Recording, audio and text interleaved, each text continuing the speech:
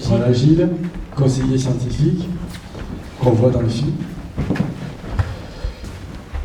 J'ai une première question à poser à Gilles. Alors, je lui ai dit tout à l'heure qu'en 96, j'étais dans le Jura, j'étais en poste dans le Jura, et Madame Voynet, Dominique Voynet était ministre de l'Environnement. On parlait beaucoup de cette problématique de la gestion de l'eau, de la réinternalisation en régie. Et on connaît un maire en commun qui était le maire de Varage, qui avait repris en régie la gestion de l'eau. Et je voulais avoir son avis, alors plutôt de citoyen, où on en est aujourd'hui, puisqu'on parle d'engagement citoyen, de reprise de cette conscientisation de l'importance de gérer l'eau. Et voilà, à toi. Oui, alors en France, institutionnellement, bonjour à tous d'abord. Bonjour Séverine, oui, merci à Séverine d'être là. Merci à François, merci au Festival Lumexplore, et n'oublions pas ceux qui nous ont accompagnés, comme les agences de l'eau, l'Office français de la biodiversité et l'Association nationale des élus de bassin, qui regroupe ce qu'on appelait les syndicats de rivière, qu'on appelle avec un gros mot aujourd'hui établissements publics territoriaux de bassin. Ce qui me permet de répondre à la question. En France, depuis le début, depuis la fin du 19e, on considère que l'eau, effectivement, c'est un service public. Mais on l'aborde de deux façons. Par la loi de 1884, on a dit que c'était les communes qui ont la responsabilité de l'eau potable, de la distribution de l'eau et de l'assainissement. 1884. On est encore sous ce régime. Mais dans les années 60, il y a une autre conscience qui a commencé à apparaître. C'est qu'il y a un grand cycle de l'eau et qu'il faut prendre en compte ce grand cycle et réfléchir par ce qu'on appelle un bassin hydrographique. C'est-à-dire tous les petits ruisseaux qui vont au fleuve et qui font ce qu'on appelle un bassin hydrographique. Et c'est à partir de là que peu à peu ont émergé de manière volontaire le regroupement de communes dans des syndicats de rivières. Mais ce regroupement sur une gestion de l'eau et des milieux aquatiques, c'est-à-dire du vivant qu'il y a dans l'eau, n'est devenu obligatoire que depuis le 1er janvier 2018.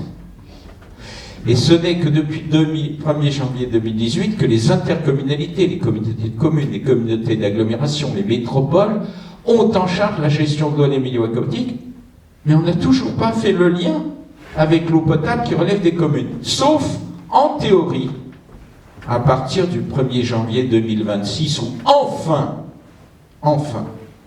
on a dit que ce sont ces intercommunalités qui prendront en compte la distribution de l'eau et la gestion de l'eau et les milieux aquatiques. Enfin, on prend conscience que l'eau, c'est un seul et même fonctionnement.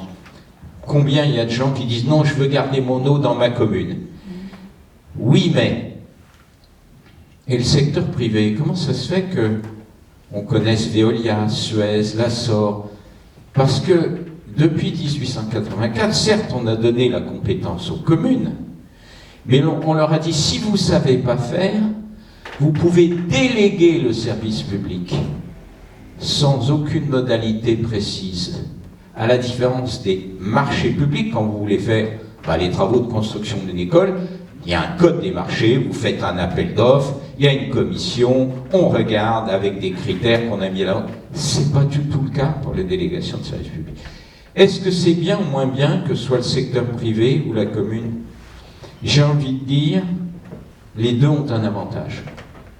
Le premier avantage, évidemment, majeur de la régie, c'est qu'effectivement, il n'y a pas de but lucratif. Le problème, c'est que dans les toutes petites communes, vous avez le fontainier du coin qui, depuis 30 ans, gère l'eau, qui mesure peut-être pas, qui connaît peut-être pas bien. Alors que, évidemment, les grandes compagnies internationales, elles ont des compétences, elles peuvent offrir des carrières, sauf qu'elles n'ont qu'un but lucratif. Qui doit les contrôler? Ce n'est que depuis une vingtaine d'années que, enfin, des communes se sont groupées au niveau national pour se dire comment on fait pour contrôler. C'est la Fédération nationale des collectivités concédantes et régies. C'est très récent. Jusque-là, la petite commune qui a délégué, elle faisait confiance. Et comment sont rémunérées ces compagnies? Au volume vendu. Donc, qu'il y ait des fuites ou pas, vous voyez ce que je veux dire? Donc, il y a un enjeu de prise en compte par les citoyens, comme c'est dit à la fin du film, mais donc par nos élus, de leur responsabilité de fixer des objectifs. Et à ce moment-là, peut-être de reprendre un régime. Mais l'important, si vous faites appel à un plombier chez vous, c'est de lui dire ce que vous voulez, de contrôler ce qu'il fait. Eh bien voilà ce qui manque aujourd'hui. Citoyens, reprenez le pouvoir, réintéressez-vous à ce qui est vital pour vous, l'eau. C'est la vie. Voilà un peu ma réponse. Très très bonne réponse. Justement, c'était ma deuxième question, et après je donnerai la parole à la salle, c'est justement, on entend beaucoup parler en Aquitaine des fuites d'eau et de la mauvaise gestion des réseaux d'eau qui, notamment sur la capitale, avec énormément de fuites. Donc, est-ce que tu connais bien ce sujet, certainement, et qu'est-ce que tu peux nous en dire? Alors, je vous ai dit, la compétence eau, c'est 1884. C'est-à-dire que peu à peu, depuis la fin du 19e, on a construit des réseaux. Il y a des tuyaux qui ont plus de 100 ans. Ben évidemment, plus de 100 ans, ça fuit. Et si on ne regarde pas, et comme on vend au volume, on aboutit à ce truc ahurissant. En France, en moyenne, on perd 20% de l'eau dans nos réseaux. Je dis bien en moyenne. C'est-à-dire quand on capte dans nos rivières 100 litres, il y en a 20 litres qui disparaissent. En moyenne. Savez-vous qu'il y a des communes où c'est 90%? Et je ne dirai pas ce que je sais sur le Var, les Bouches-du-Rhône. Dans des endroits où justement, pourtant. Donc le premier des sujets, c'est justement ça, de repérer les fuites d'eau, de les réparer, d'investir. L'année dernière, le président de la République est venu au barrage de Serponçon et a annoncé que l'État allait aider. Et a prévu, je crois, 140 millions d'euros par an. Mais il faudrait 3 à 4 milliards ou 5 milliards par an. C'est vital et c'est urgent. Oui, il y a un problème de fuite d'eau, mais y compris chez vous. La commune de Fayence, qui a tellement souffert dans le Var en l'été 2022, a mis en place un ambassadeur de l'eau, a financé et mis en place des compteurs connectés, et l'ambassadeur va chez les gens pour dire, mais dites donc, à mon avis, il y a une fuite chez vous. Et la régie des eaux intercommunale accompagne les gens pour réparer leur propre fuite. Il nous faut aider tout le monde. Les industriels, je suis allé voir un certain nombre de grands industriels dans la région qui ont enfin compris que c'était fondamental aussi qu'ils fassent attention à l'eau. Pas tellement pour le prix de l'eau, parce qu'elle n'est pas chère l'eau. C'est que le jour où il n'y a plus d'eau et votre production s'arrête, vous avez ce qu'on appelle un risque industriel, et tout simplement, supposez que ce soit ST Microelectronics qui du jour au lendemain n'a plus d'eau pour ses puces, vous voyez la catastrophe. Donc vous avez beaucoup d'industriels qui ont compris maintenant qu'eux-mêmes, il fallait qu'ils changent leur process. L'un des enjeux majeurs, c'est notamment le refroidissement, notamment de nos centrales nucléaires, qui prennent de l'eau dans les fleuves, comme le Rhône, pour refroidir. Et si le niveau baisse, c'est ce que j'ai eu à gérer en 2003, ça veut dire que vous êtes obligé d'arrêter la centrale. Il serait temps de changer les systèmes de refroidissement, par exemple. Vous voyez, on est sur des processus industriels. Séverine Cachon vous parlera, et vous a parlé dans le film, de l'agriculture, mais nous pourrions parler de la gestion d'eau dans vos communes. Avec quelle eau vous nettoyez vos rues? De l'eau potable? Est-ce que c'est bien raisonnable? Voilà. Parfait. Alors, je n'ai pas de questions à lui poser, mais je vais vous donner quand même la parole. C'est quand même à vous de poser des questions. Est-ce que vous avez des questions à poser à François et à Gilles? Une question. Deux questions. Ouais, juste, quand on parle de la perte de l'eau, finalement, elle retourne dans le milieu naturel. Donc, est-ce que vraiment, est-ce que c'est un gros problème? La fuite d'eau dans un réseau d'eau potable, oui, c'est effectivement, quelqu'un m'avait déjà dit ça, en disant, bah oui, sauf que cette eau potable, vous l'avez traitée, vous l'avez filtrée, vous avez mis des produits chimiques, vous avez fait tout un processus, et ça serait un filtre. Est-ce que c'est au bon endroit, finalement? Supposez que votre fuite d'eau soit juste à Marseille, devant le Vieux-Port. Ça aurait peut-être utile de l'avoir en amont, non? Vous voyez ce que je veux dire? Donc, pourquoi pas, mais où? Et c'est pas si simple. vaudrait mieux que ça pénètre dans les sols, comme c'est très bien montré par les résilients, sur les terres, justement, en amont, pour irriguer le sol, faire que le sol vive. Vous voyez ce que je veux dire? Il y a une question du monsieur, alors je ne sais pas si votre voix porte. Je vais essayer, je suis un peu enrhumé, mais je vais essayer de parler fort. Alors d'abord, je remercie beaucoup pour ce film, parce que c'est la première fois que je vois un film qui traite de sujets très différents autour de l'eau. Ça, bravo, c'est vraiment très intéressant. Je vais juste poser une question sur un sujet qui, pour moi, est très important et primordial, c'est les toilettes sèches. Les toilettes, vous en avez parlé, ça m'a surpris, parce que du coup, je ne m'y attendais pas, mais j'étais très content. Il faut savoir quand même que l'utilisation de l'eau potable pour les toilettes, ça correspond à une douzaine d'années d'eau buvable pour un individu. C'est juste monstrueux quand on commence à avoir les chiffres en tête. Moi, j'ai des toilettes sèches, magnifiques. C'est un vrai bonheur d'utiliser les toilettes sèches. Je voulais savoir, puisque j'habite plus en France, j'habite dans la jungle, je voulais savoir, à l'échelle d'un pays comme la France, où on en est aujourd'hui sur les toilettes sèches. Alors non pas individuelles, parce que c'est pas si difficile que ça, il faut juste un petit peu se secouer le cerveau. Au niveau collectif, il y a des solutions, il y a des techniques, ça fonctionne, on le sait. Il y a d'autres civilisations qui les utilisent, alors moins en Occident, parce que c'est encore un sujet pas tabou, mais bon, les gens disent, ouais, c'est pas bien. Ça commence à venir. Alors ça commence à venir, peut-être qu'il y a des gens qui peuvent répondre. La semaine dernière, dans Reporter, il y avait un article sur un collège qui a mis en place l'utilisation de toilettes sèches, et ça fonctionne super bien. Donc voilà, on peut se dire que là, ils ont vraiment développé quelque chose au cœur du système, à la fois qui permet à des élèves de pratiquer ça, et puis qui ont réfléchi comment collectivement, dans un collège, on pouvait faire. Donc je pense que comme beaucoup de choses qu'on a vues là, c'est des choses qui sont en train de se développer. Peut-être il y a des personnes qui veulent... Également, le pont du Gard, qui est un site touristique majeur, a mis en place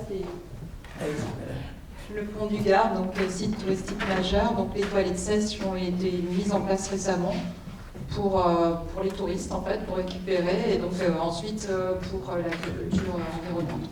Ça, c'est un projet qui vient... Il n'y a pas besoin d'aller très loin, puisque dans le site de l'Argence et toute la vallée de l'Argence, vous avez les toilettes sèches, mais il n'y a pas que cette approche-là. Là, vous avez raison. Utiliser de l'eau potable pour les toilettes, mais pas que ça. En moyenne, le Français utilise chaque jour, grosso modo, 150 litres d'eau. Il en boit combien? Donc l'une des questions qu'on peut se poser, c'est faut-il utiliser de l'eau potable ou ce qu'on appelle de l'eau brute pour vous doucher, pour le lave-linge, pour les toilettes, etc. Il y a très peu de réseaux en France d'eau brute, sauf dans notre région, avec la Société du Canal de Provence. Et vous devez savoir que cette eau brute de la Société du Canal de Provence, notamment, elle alimente 20% de l'eau de Marseille. L'une des questions qui se pose, c'est à ce moment-là, est-ce qu'il faut deux réseaux séparés ou pas? Oui, il nous faudrait réfléchir à cela. Et ça veut dire que dans la conception des maisons et des immeubles, il faut deux réseaux. Mais vous pouvez le faire si vous avez la chance d'avoir une copropriété qui a envie, ou une petite maison, ou une entreprise. La première des eaux brutes, c'est l'eau de pluie.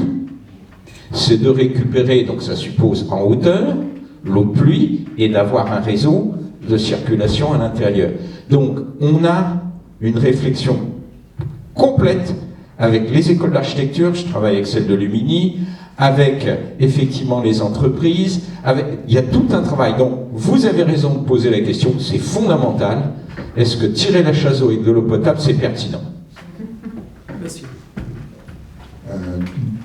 Un tout petit point, je viens d'aménager à Quimper, dans une région connue pour sa sécheresse, et la région propose gratuitement des économiseurs d'eau sur les robinets. Je voudrais avoir votre avis là-dessus. Alors, oui, tout est bon, mais c'est un peu petit millimétrique par rapport au sujet. Vous voyez ce que je veux dire? L'important, c'est de remonter en amont. Alors, oui, Quimper, la Bretagne, théoriquement, il y a beaucoup d'eau. Je crois que les incendies de l'été 2022 ont commencé à faire comprendre qu'il y avait un problème. revenons au cycle de l'eau. L'eau, on nous apprend, depuis qu'on est petit, qu'elle vient de l'évaporation des mers, des océans et des lacs, qu'elle monte en hauteur et qu'elle nous fait des nuages, voilà. On oublie complètement qu'il y a un cycle beaucoup plus court et beaucoup plus efficace. 65% en moyenne à l'échelle de la planète des précipitations sont dues à ce qu'on appelle l'évapotranspiration, c'est-à-dire tout simplement le fait que les arbres et les plantes font en continu apparaître sous forme de vapeur de l'eau qui va. Alors l'un des problèmes qui se pose aujourd'hui, c'est la méconnaissance de ce mécanisme à un niveau local. Est-ce qu'effectivement, mieux le connaître devrait permettre de mieux aider? Quel type d'arbres faut-il planter? Quelles essences? Et ce qui est clair, c'est qu'il faut planter. C'est ce qui vous est présenté. Il nous faut du couvert végétal pour que l'eau qui arrive pénètre dans les sols, fasse que le sol soit vivant, remonte dans les plantes et qu'il y ait une sorte de circuit court. Eh ben oui, comme dans l'alimentation, eh ben oui, il faut un circuit court pour vivre sur l'eau. Et donc, vous voyez, oui, c'est intéressant, le petit économiseur d'eau, mais vous voyez bien que ça a une échelle plus importante, y compris en Bretagne, avec l'évolution du changement climatique, qui est en train de modifier complètement les cycles de circulation. Oui, la Bretagne, pendant très longtemps, bénéficiait de l'évaporation du sud, de l'ouest, du nord, de l'eau partout. Ouais, malheureusement, ça ne marche plus. Alors, il y a peut-être quand même, je voudrais faire une précision par rapport à ça.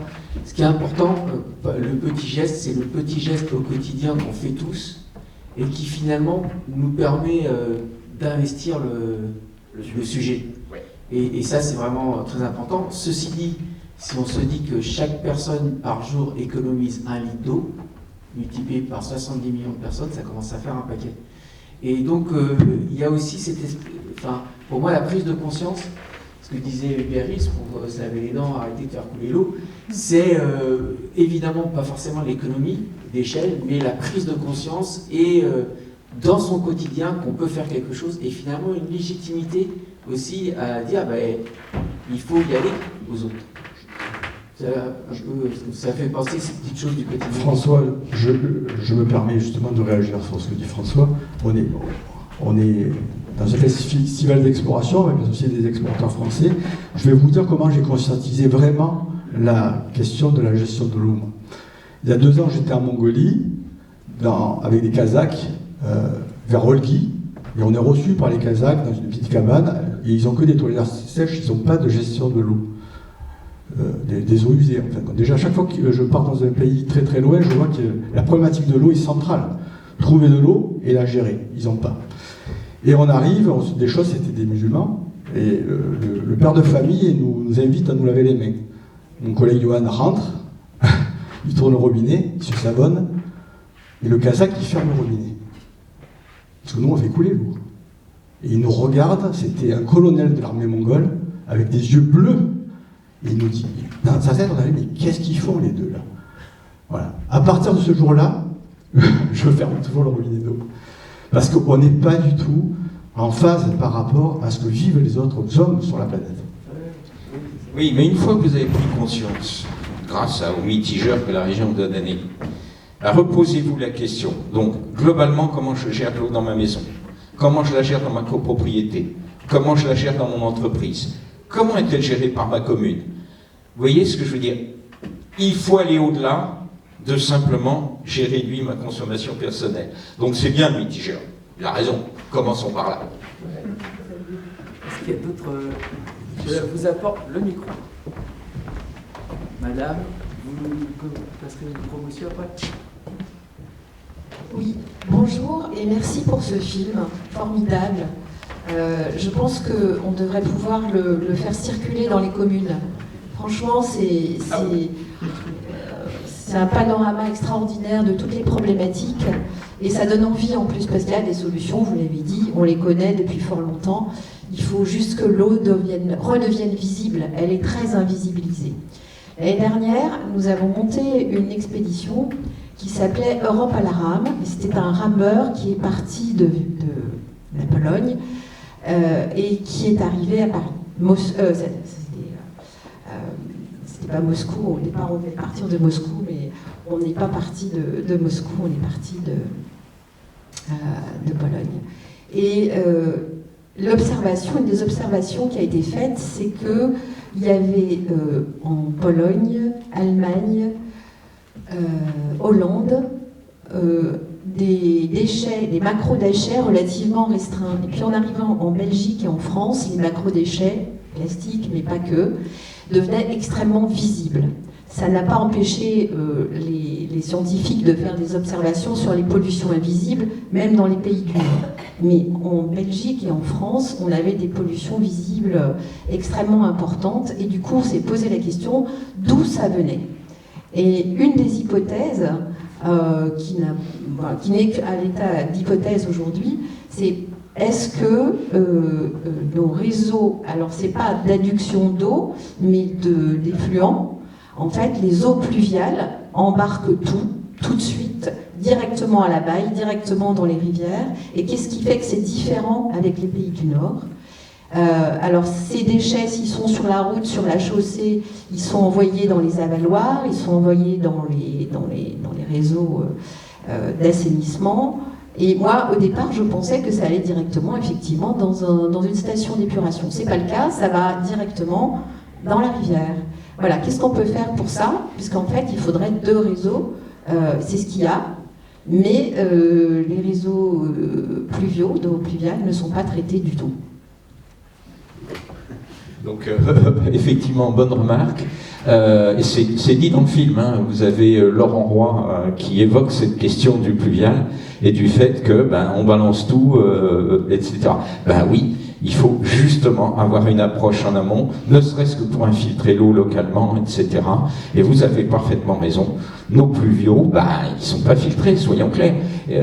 Et moi, je vois très souvent, tiens, hier, je suis allé me balader, il y avait un avaloir qui était complètement bouché, donc évidemment, vous posez une vraie question, mais il ne faut surtout pas remélanger le pluvial et le réseau d'assainissement, ce qu'on appelait le réseau unitaire, parce qu'à ce moment-là, flanquez en l'air votre station d'épuration, qui est plus du tout capable, vu la dilution, de traiter vos effluents.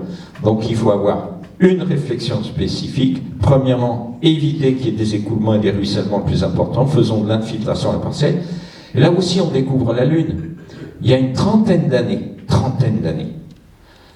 la ville de Bordeaux a mis en place, dans son plan local d'urbanisme qu'on appelait un POS à l'époque, l'obligation, si on construisait à un promoteur, de n'évacuer dans le réseau d'eau pluviale que le même débit d'eau qu'avant la construction, obligeant ainsi à des systèmes d'infiltration, de filtrage dans la parcelle. Pourquoi ça a été fait à Bordeaux? Pourquoi ce n'est pas ailleurs depuis 30 ans? Vous voyez ce que je veux dire? Donc vous posez un vrai problème, je vous rejoins totalement. On l'a vu sur la scène pour les Jeux Olympiques. Une dernière question, il nous reste 5 minutes avant qu'on lance le nouveau film. Alors moi, c'est concernant l'évaporation des arbres. Pour anticiper en fait par rapport au réchauffement climatique, qu'est-ce qu'on plante comme arbre? Parce que là, on est en La Ciotat, il y a du pin. Donc est-ce qu'on plante encore du pin, sachant que il se reproduit en brûlant? Ou alors on anticipe la sécheresse qui est à venir et on met notre espèce d'arbre. Alors, le sujet a été évoqué notamment, et je tiens à saluer François Stuck, qui au-delà d'être un grand réalisateur, organise chaque année des journées de la transition là où il habite dans le Lot, et la dernière réunion au mois de juillet, il y a eu un débat, et nous avions la chance, grâce à lui, d'avoir un agronome que vous voyez dans le film, Hervé Comès, qui nous a expliqué qu'effectivement, vous avez des essences différentes qui peuvent jouer un meilleur rôle, c'est le cas des érables, et donc l'enjeu effectivement de diversifier les plantations. Hervé Comès nous disait qu'il faut au moins une trentaine d'espèces différentes d'arbres, ça veut dire qu'il nous faut aller vers ce qu'on appelle la gestion différenciée, ce qui n'est pas simple en termes d'exploitation ensuite, et donc il y a vraiment un savoir-faire nouveau. L'ONF commence à peine à y travailler. Localement, vous avez une association de propriétaires forestiers qui s'appelle Forêt Méditerranéenne, qui est dans la manœuvre. Vous le voyez au début du film au travers d'une gestionnaire de forêt, et ça veut dire qu'il faut qu'on change complètement notre façon de gérer, mais on est obligé d'y aller très vite, parce que la forêt dans l'est de la France est en train de crever, ça fait 3 ans qu'elle n'a pas eu assez d'eau, et que non seulement ça sèche les arbres, mais ça les affaiblit vis-à-vis des attaques, par exemple des scolytes ou autres, et que donc notre forêt est en train de mourir. Et ça veut dire quoi? Ça veut dire que depuis 3 ans en France, le puits de carbone de la forêt ne joue plus son rôle. C'est-à-dire que la machine initiale de fabrication du changement climatique et de la chaleur et s'accélère. On a un vrai problème avec la forêt. Il nous faut, vous avez raison, travailler, et c'est urgent, à planter, mais de manière diversifiée. Ce qui pose un problème de gestion économique, le modèle économique est entièrement repensé. Ce qu'on vous dit depuis le début, c'est que le sujet, c'est pas simplement le mitigeur de l'eau, c'est que c'est l'ensemble de notre modèle de gestion politique et démocratique. Alors, le dernier message, François me le dit, mais c'est madame qui a eu l'idée. Vous voyez le débat qu'on vient d'avoir? À quoi? On est une quarantaine, une vingtaine? Il faut que nous l'ayons dans toutes les communes de France, dans toutes les entreprises. Donc, merci de nous aider à organiser des projections débats. François et moi, nous sommes à votre disposition. Il nous faut organiser ces moments. L'enjeu, c'est pas le film, vous l'avez compris. C'est ce moment qu'on vient d'avoir et que vous sortiez en disant « Ah, avec monsieur le maire, avec le président, avec le chef d'entreprise, on va modifier notre process et notre façon de faire dans notre copro, dans notre commune, dans notre quartier, dans notre entreprise. » Bon, merci. On pourrait rester toute la journée avec vous. Merci à eux. On peut vous applaudir.